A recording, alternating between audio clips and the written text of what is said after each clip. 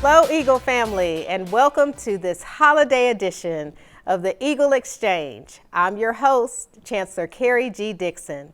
Today, I'm excited to highlight a student whose dedication and leadership truly embodies Eagle pride. Brayden Smith, a business administration student within the honors program and the Chancellor's office intern, is making an impact both on campus and beyond. Thank you for joining me today, Brayden. Thank you, Chancellor Dixon. So Brayden, tell me about yourself. Tell me those things that make you proud, those things that keep you going, and why you chose NCCU. So I'm born and raised in Jacksonville, North Carolina, and I had this desire growing up to be a professional athlete. I wanted to play football, play basketball, but obviously that's not the direction that I went, and I knew I had to go to college because my mom said you're gonna go to college. Yes. But I didn't know how that process really was. So thankfully for my guidance counselors that showed me how to do essays and apply to colleges, and I applied to 20 plus schools just because I didn't know what to do, but I just wanted to make sure that I did what my mom told me to do. Yeah. And I had a stepsister. I have a stepsister who went to North Carolina Central. So I helped her move in and out a couple of times. So that was my first exposure to a college campus. And I kept finding myself wanting to go back to Central when I got accepted. And ultimately I know that was what God had directed for me. So I decided to just take that leap of faith, and it's been a blessing, and it just opened the door for many opportunities I didn't realize was possible. Yeah, and I appreciate you acknowledging your mother. And, we think about our parents, we think about the foundation they set for us and how they instill education in us at a very young age. And that was my story as well. I remember, growing up, my parents always talked about the importance of education and the importance of going to college, even though at the time they didn't have an opportunity to do that. They went right to work and they needed to provide for their family.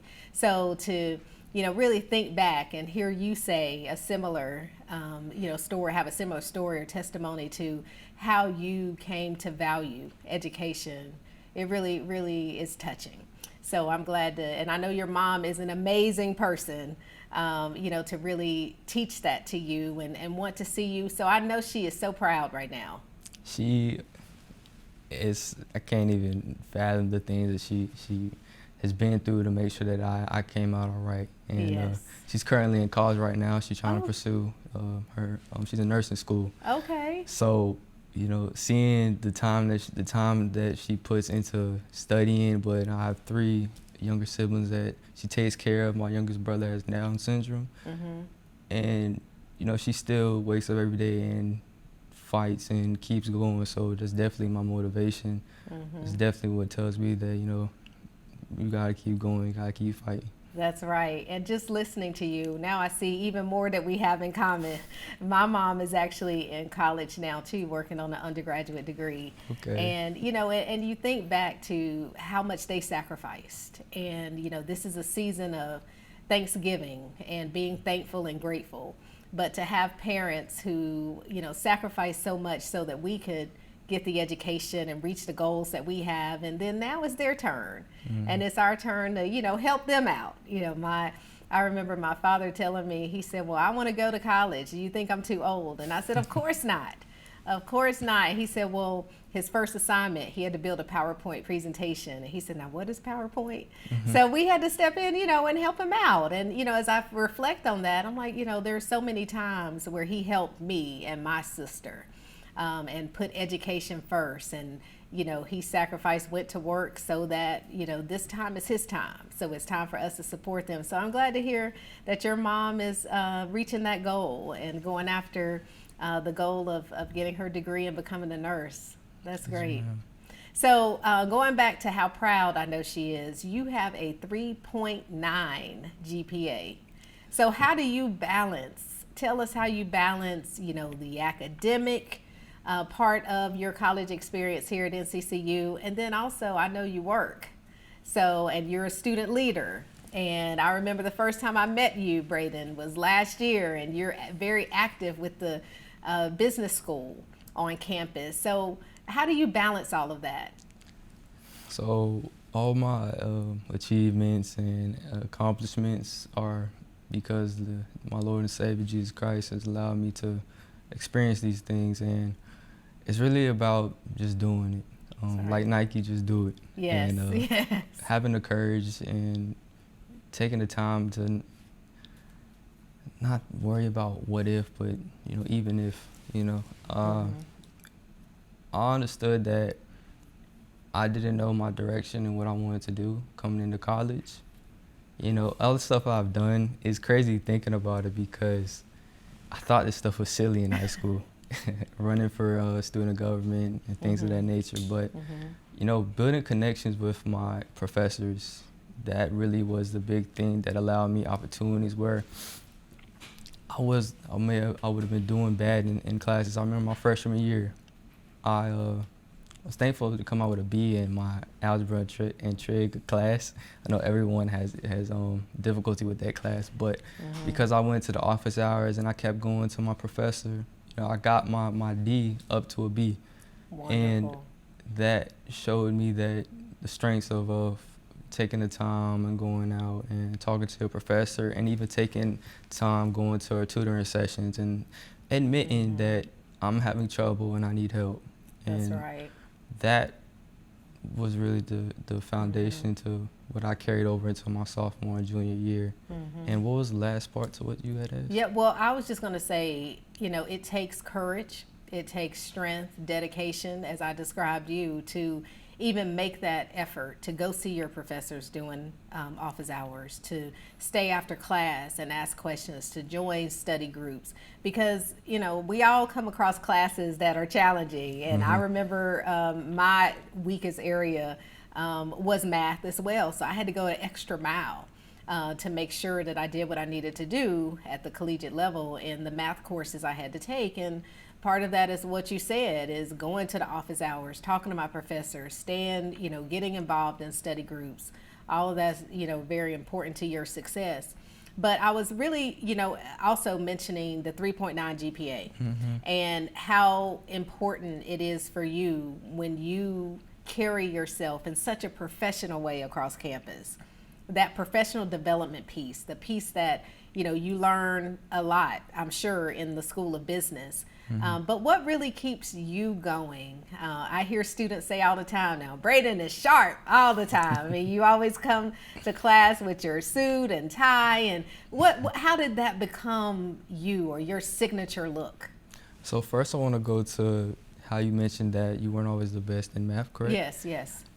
Growing up, math was like my thing to do. It came easy to me, and taking a class where I wasn't good at it in math, it made me question myself. Oh, okay. So it really was a big thing to get out my comfort zone and admit that I needed help. And motivation is making sure that my family is proud of me, an example for my younger brothers and my family, my community, my hometown.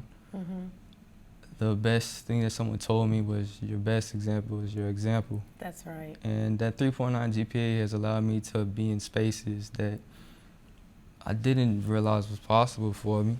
And even in my freshman summer, I was staying on campus, and I had a big bill that I needed to cover. And it was a few days before they was gonna kick me out, essentially. But I had talked to the assistant director of SEAL, and he introduced me to Mr. Ernest Jenkins and the NCCU Foundation. And he had a conversation with me, and when Mr. Williams, the assistant director of SEAL, told him about my GPA, it opened the door for that conversation to me now being a Yardley Scholar and getting my school paid for. Right. So that is a conversation piece. It is a thing that gives me confidence in myself, that is saying, hey, I am trying my best. I am doing the things that I knew I was capable of doing. And with me, with work and being a student leader and being sharp, it was about making sure that I'm showing, little Brayden that I'm doing those things, that I'm finding myself, finding my voice. Right. And Professional Dress Tuesday from Dean Nelson sending me an email started the professional dress attire. Yeah. And that also was a conversation piece because, you know, a lot of people say that of a man of few words. So being able to start a conversation just off of my appearance, it is that first impression. And it's really built confidence in me and showed me that your attire really gets you somewhere. That's right, because I see now there is a trend with the quarter zip. And Quarter zips and matcha. yes, quarter zips, and yes, and you know, but it goes along those same lines of your professional look and how you want to be perceived and the goals that you set and how all of that aligns and open doors and start conversations. I mean, you're really setting the trend, and I'm glad to hear Dean Nelson really, you know, is pushing that, of course, in the School of Business, but you see it all over campus now too, as, you know, students look up to you and see, you know, oh, look at Brayden, he's sharp. I want to, you know, dress like that too. And so, and I know we have a number of professional dress closets on campus where if students cannot afford to buy the suit or the dress or whatever it is that they're looking for, that they can go on campus, and we have, you know, organizations that contribute to that closet of professional dress so that our students can take advantage of that. So glad to see that you are really setting that trend, and my nephews are going to be wearing some quarter zips, so we'll see, because I wanted to make sure I got those for them. But I also want to mention, as I introduced you, you are a Chancellor's Office intern. And tell me what has been your experience with that. I was really happy when you came to my office and said you would like to be a part of the Chancellor's Office, and we were able to figure out how to make that happen. And you started the Chancellor's Ambassador program, kind of picked up where Cameron left off when he was a Chancellor intern last year before he graduated. But you brought it to fruition, and now we have Chancellor Ambassadors. So tell us a little bit about what it's like being an intern, and then the ambassador program. I know that's something that you definitely went through the entire process, and now we have our ambassadors, and I'm so happy. So thank you so much for doing that. So when I went to your office and talked to you about that opportunity, it's crazy to think about now, because I don't know if you noticed, but I was so nervous because that was my first real conversation with you. But I had to face that fear because it's something that I wanted. And I've seen all the great things that you've been doing, going into the community and being a familiar face, not just being our chancellor, but talking to the students, talking to me, and, you know, in the various activities that we do. I wanted to be a part of that, and I wanted to learn from you. So I thought it was a great opportunity to propose me becoming that intern so that I could see what really goes on and help bridge that gap between students and the chancellor's office. Because I understand that sometimes it could be from a bird's eye perspective and you're not able to see everything that's going on. So it would be a great thing for a student to give you that perspective. And Chancellor's Ambassadors, I had, it was a great thing because I think the people that donate and support the university should really know where their time and their investment is going into. Yes. So that student perspective is very important, and I'm grateful for being a part of it because it allowed me to see a lot of the potential from students that I may not have known if I wasn't a part of coordinating this program. Right, and you know, you have done a superb job, and I know it was so great to meet the Chancellor Ambassadors, the new Chancellor Ambassadors last week before the holiday break, and they are amazing, and we'll be introducing them very soon. But Brayden, thank you. Thank you for joining us today. Thank you for sharing your journey and insights with us. Up next, two of our NCCU faculty and staff leaders will join us to share some of their favorite holiday traditions. Stay tuned to the Eagle Exchange. Everyone has a gift, something we were born to share. For some, it's strength to lift more than just weight. For others, it's community to keep us connected. Purpose. Impact. Resources. Because your gift isn't limited to what's inside you. It's using what you have to make what's around you better, even in the smallest ways. So, What's your gift? What's your gift? what's your gift? Your gift of any amount powers academic programs, special initiatives, and scholarships for students. Make your gift today at give.nccu.edu and show the true power of us. Welcome back, Eagles. I'm excited to be joined by Dr. Lorna Grant, Professor and Director of the Graduate Program in Criminal Justice and Chair of the Faculty Senate, along with Ariel Germain, a proud double Eagle and the Director of Marketing and Communication for the Division of Student Affairs. Thank you, ladies, for joining me today. Thank you for Thanks for having us. us, Chancellor. So both of you carry really big roles on this campus. Chair of the Faculty Senate, Chair of the Staff Senate. Tell me, how do you balance everything that you're doing? Leading the faculty, leading the staff, and also doing your day job? It takes a lot of balance, a lot of time management, but I love it and I enjoy doing it. I enjoy working with our staff and getting to know them and understanding what it means to be a member of the staff and what it looks like to be happy and joyful in your job and be able to do it well. So I enjoy the role. So it is a lot, but I enjoy doing it. And I have to say, you do it well. Thank you so and, much. You know, when I first started, over a year and a half ago, that was one thing that I was really focused on is how do we build the staff senate, and you have really stepped up to the plate and made it happen. Thank you so much. And I really do appreciate that so much. And I appreciate because your the support. staff voice is important to everything we do, everything we think about here at NCCU. And Dr. Grant, you and I hit it off. I remember Dr. Grant was in my interviews when I interviewed for Chancellor here at NCCU, and to be named chair of the Faculty Senate, and the faculty academics is our core here at the university. So how do you balance everything? Well, number one, it's time management. Because the different roles I play on this campus, I'm not too sure how many persons would undertake that. But I love to work with faculty because I'm a faculty. Yes. And I like to see my faculty advance, and I love to advocate for them. With my students, I do the same. So although I am director for the graduate program in the Department of Criminal Justice, I still teach a class. Yes. And I love to work with my students because students were my first population that I work with. Yes. And as I always say, I'm going to retire working with students. I enjoy. I like to see when they advance.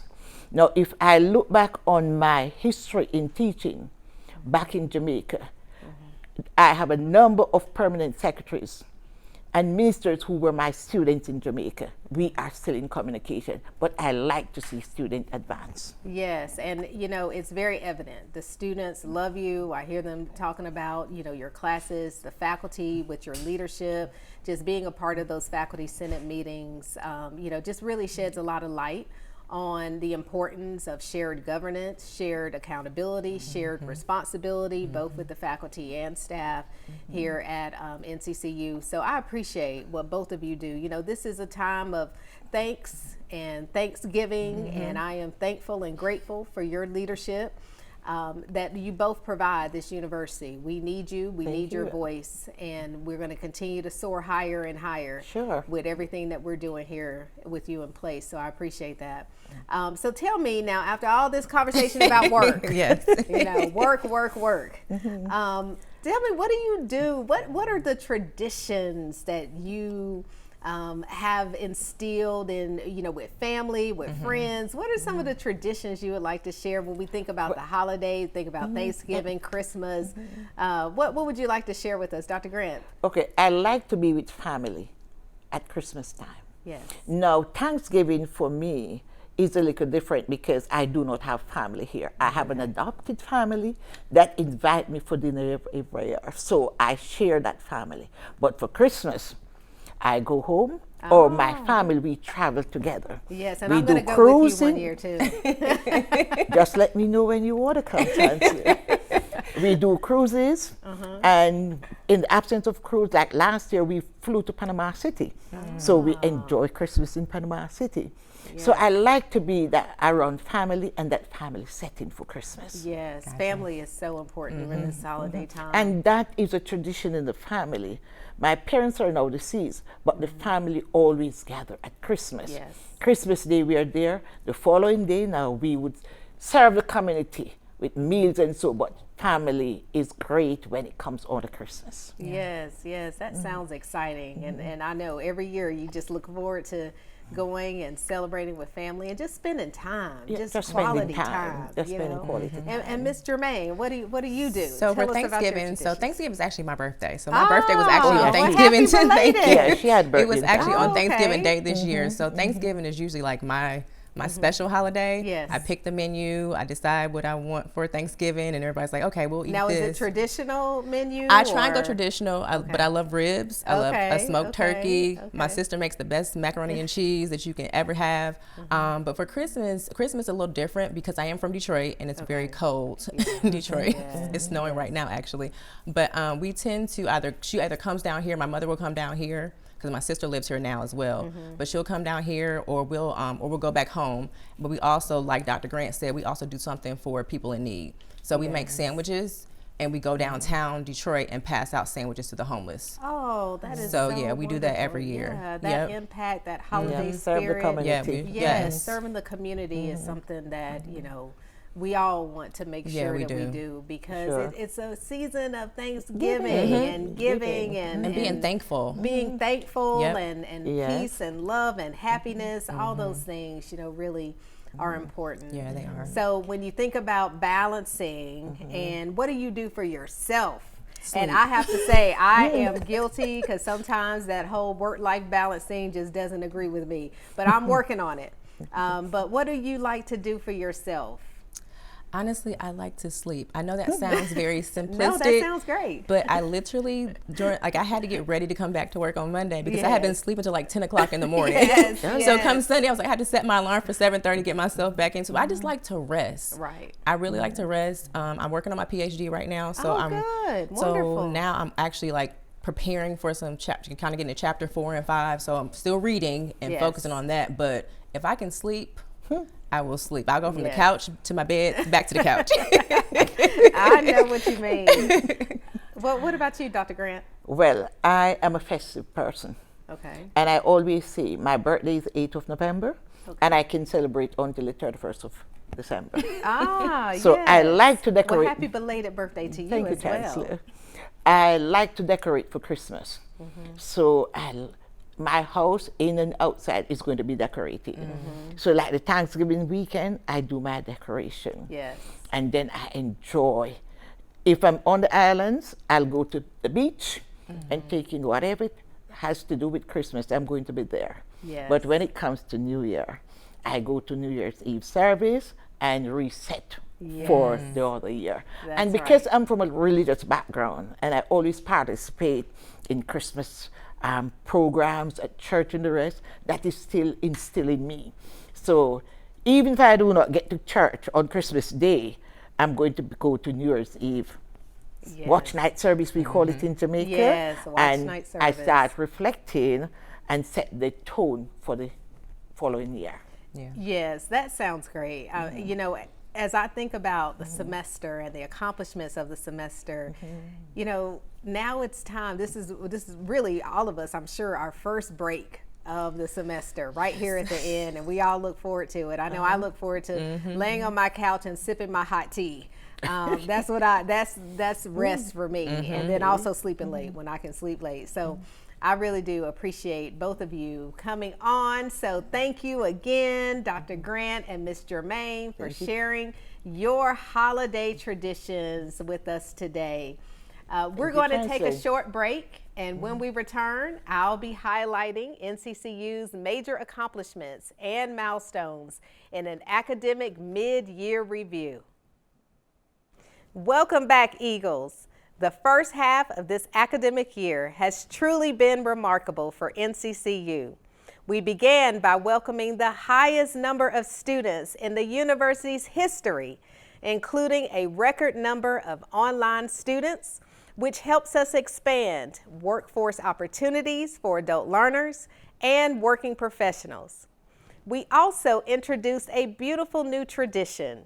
The class of 2029 became our first freshman class to lay white carnations at the statue of NCCU founder Dr. James E. Shepherd during a magnificent procession to their eagle pinning ceremony.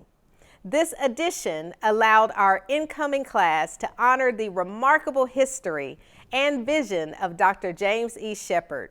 Building on that momentum, we have began implementation of Soaring to New Heights, Vision 2030, our 5-year strategic plan that will guide our growth, ensuring that academic excellence, innovation, and student success remain at the heart of everything we do. We also celebrated a record-breaking $17.2 million in fundraising, supporting scholarships, academic programs, and opportunities that make a real difference in our students' lives. In the academic space, NCCU's nursing program opened an interactive learning room, giving students on-hand experiences that prepare them for real-world success. Building on our commitment to partnerships and pathways, we also signed a historic MOU with Durham Technical Community College to expand opportunities and collaboration for our students. Our Eagles continued to soar in athletics, and the men's tennis team crowned national champions. On the international stage, NCCU achieved yet another milestone, earning its 3rd straight Fulbright HBCU Leader Honor, joining an elite group of just 19 institutions nationwide.